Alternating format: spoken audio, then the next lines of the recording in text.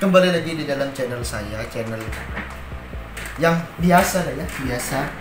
Kita membahas sesuatu yang sekiranya itu tidak ada, tapi sebenarnya itu ada. Nah, pada kesempatan kali ini kita akan membicarakan tentang kehilangan atau yang biasa disebut dengan missing. Kehilangan itu apa sih? Nah, pertama-tama sebelum kalian lanjut menonton ya, di bawah itu ada tombol like, ada tombol dislike juga, ada subscribe juga.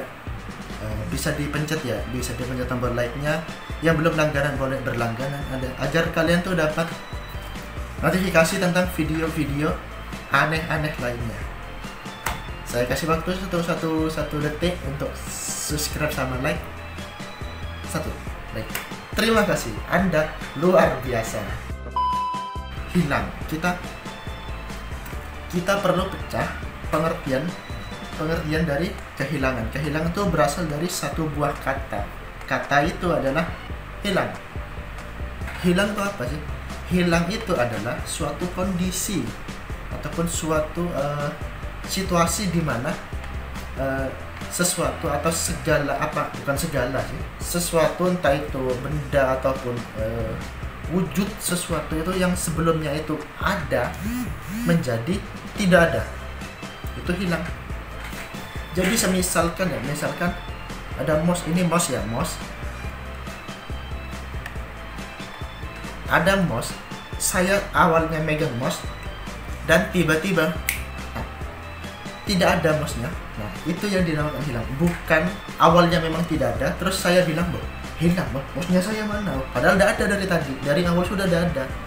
Itu bukan dikatakan sebagai hilang. Nah, yang dimaksud kehilangan itu apa? Kehilangan itu di mana situasi seseorang ataupun orang tuh seseorang, orang dan tumbuhan bisa juga, tumbuhan sama hewan tuh bisa juga.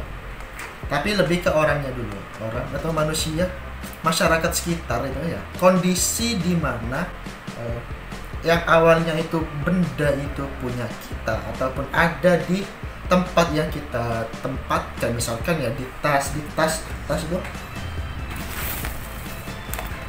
di tas. Nah, di tas ini itu ada pensil, ada penghapus. Kita pergi belanja, kita pergi kemana, entah ya pergi. Terus kita kembali lagi, terus kita cek isi di dalamnya. Terus pensil saya ada, penghapus saya ada, padahal tadi ada. Nah, itu hilang.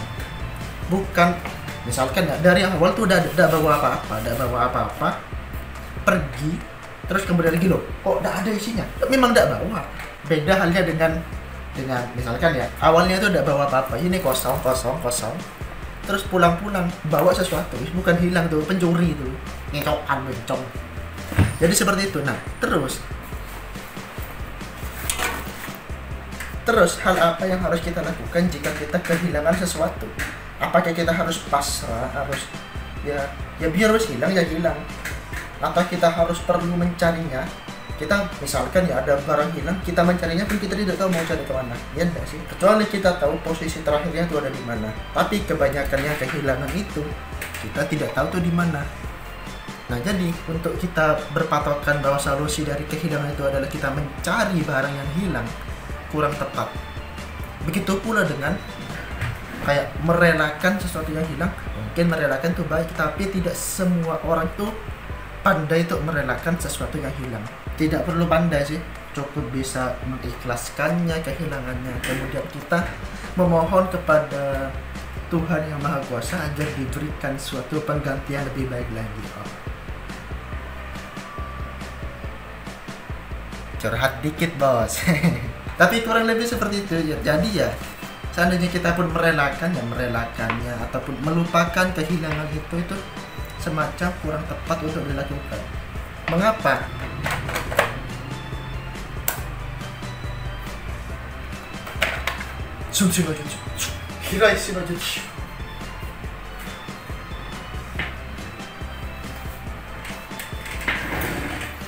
Jadi poin yang saya tekankan di sini ya, untuk kehilangan sendiri itu kita tidak perlu untuk mencarinya kembali atau kita mengingat sesuatu yang hilang itu kita ingat-ingat. Nah, karena kalau kita mengingat-ingatnya ya, kita itu hanya akan menambah beban pikiran bagi diri kita, yang mana seharusnya itu tidak perlu untuk dipikirkan. Tetapi dan juga untuk kehilangan sendiri itu kita untuk melupakan kehilangan itu juga itu kurang tepat untuk dilakukan. Kenapa? Karena ya secara tidak langsung apa yang hilang itu merupakan bagian dari diri kita, kisah hidup kita yang kita tulis dalam sebuah lembar berlembar. Jadi seperti itu. Nah, terus apa yang harus kita lakukan? Nah, untuk kehilangan sendiri ya, kenapa kita tidak perlu melupakannya? Bukan tidak perlu, kayak untuk melupakan suatu kehilangan itu kurang pantas. Kenapa? Karena secara tidak langsungnya, jika kita berusaha untuk melupakan sesuatu, maka ingatan dari sesuatu itu akan semakin jelas. Percayalah. Misalkan ya, saya punya pulpen. Nah, pulpen itu tiba-tiba hilang. Nah, saya harus melupakan pulpen saya yang hilang. Pulpen tak lupakan. Kita kan secara tidak langsung kan berusaha untuk melupakannya, tetapi dalam pikiran kita itu kita selalu memikirkan untuk melupakan pulpen yang hilang tadi. Secara tidak langsung juga kita berusaha mengingat-ingat pulpen yang tadi yang hilang itu ya. Jadi seperti itu.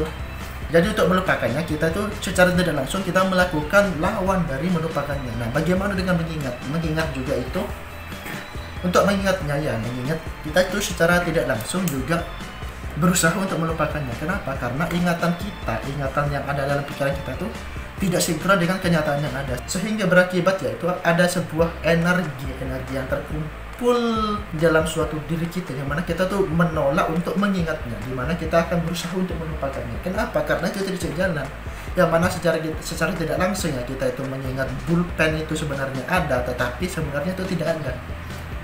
Jadi seperti itu. Nah, jadi untuk melupakan dan mengingatnya kembali itu kurang tepat. Jadi ya, untuk solusi untuk kehilangan entah itu barang, entah itu uang atau dompet ataupun DE mungkin. Jadi untuk kehilangan itu tidak perlu kita pikirkan, juga tidak perlu kita ingat. Apa yang harus kita lakukan? Nah, kita hanya perlu melakukan segala sesuatu, entah itu aktivitas, entah itu pikirannya itu seakan-akan atau seperti selayaknya kita sebelum kehilangannya, ataupun sebelum kita punya pulpen itu, punya sesuatu yang kita hilangkan tuh. Nah, sementara ya kan kalau dia dipikir-pikir kan aneh ya, sebelum kita punya benda yang hilang itu kita tuh baik-baik saja.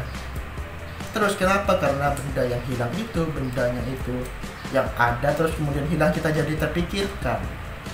Apakah hal itu tidak merubah diri kita secara tidak langsung ya? Mungkin bagian dari memikirkan ataupun berpikiran bahwa hal itu hilang ataupun sebagainya itu merupakan bentuk simpati dalam diri kita ya. Tapi jika hal itu membuat pikiran kita terbebani, membuat pola hidup kita itu jadi tidak beraturan akibat kita memikirkannya atau berusaha melupakannya, mending kita melakukan aktivitas seperti sebelum kita ada sesuatu yang hilang itu. Kurang lebih seperti itu. Mungkin merelakannya, mungkin ya kita tidak perlu mengingat, juga tidak perlu berusaha untuk melupakannya.